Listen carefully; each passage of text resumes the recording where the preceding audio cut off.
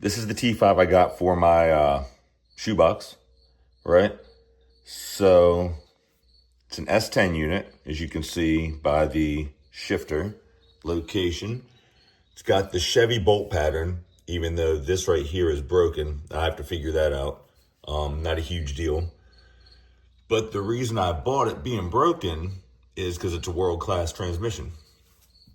And how I know that is by this retainer right here. See, it has that lip going around the outside. That's how you can tell a world class from a non-world class.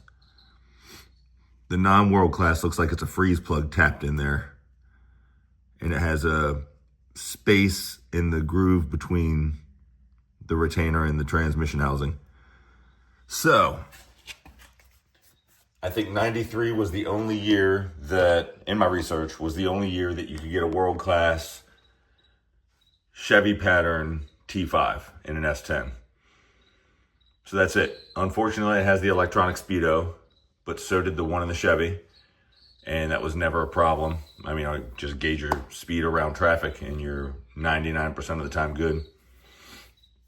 Now what I'm gonna show you all how to do, because this has been a huge topic of conversation as to how to figure out your gear sets in your transmission. And this is another reason I bought this one, because it has the right gear sets.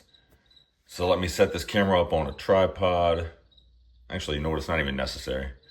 Let me get the transmission where I can shift through the gears. And really all that matters is first and fifth, to be honest with you. So we're gonna figure out what gear set this has. Now this wire tie, it doesn't look like it's straight up and down, but it is. Let me see if I can show it a little bit better. Let me see what I can do here. Yeah, anyway, you see it's right there in line with that nub, right? Okay, so what I'm gonna do is see how many times it goes around for one revolution of the tail shaft. That's gonna give us our overdrive ratio, because right now I have the transmission in 5th gear, okay? It's all the way over and up into 5th. So, let's make this happen. We'll see how many times this thing spins. All right, here we go. Hopefully this turns out. All right, tail shaft's going around, tail shaft's going around, and it is one full turn right there. So you see now the wire tie is sticking straight out the side, which would make it a 0.72 overdrive, because it's either 0.72 or 0.86. So if it was 0.86, it'd be almost, I don't know, 4/5, 5/6, whatever you want to say.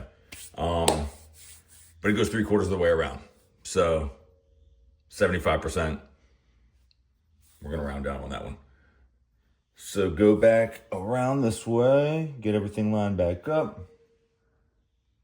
Boom, okay, everything's dead center again.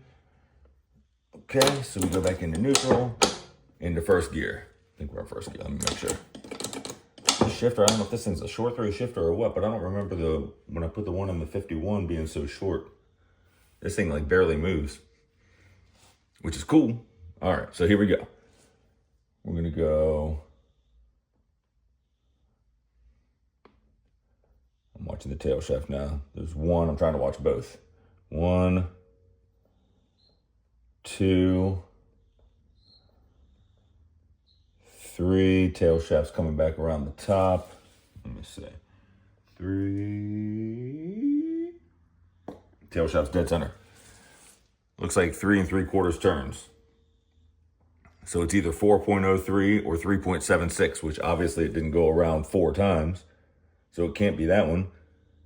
So 3.76 1st gear, 0.72 overdrive, which is perfect.